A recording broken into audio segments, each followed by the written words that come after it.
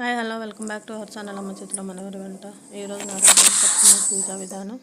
ముందుగా పరమాన్నం చేసుకొని 7 చిక్కుడు ఆకులు అవన్నీ తీసుకొని ప్రసాదాలు పెట్టుకొని వినాయకుడిని పెట్టి వినాయకుడికి పసుపు కుంకుమ వేసుకొని పూజ చేసుకున్నాను.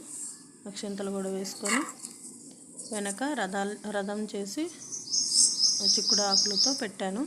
ఆ రథం కూడా పూజ చేసుకొని పసుపు కుంకుమ అక్షంతలు వేసి పూజ చేసుకోవాలి. తర్వాత దీపారాధన చేసుకోవాలి. దీపారాధన చేసుకొని ఎర్రటి పూలు ఎర్రటి అక్షంతలతో పూజ చేసుకోవాలి. తులసమ్మకు కూడా వెలిగించుకున్నాను. తులసమ్మకు కూడా పూజ చేసుకొని అన్నీ ఏడేడు పెట్టుకోవాలి. రాజులు పెట్టుకున్నాను. ఇప్పుడు హారతి ఇస్తున్నాను ఫ్రెండ్స్.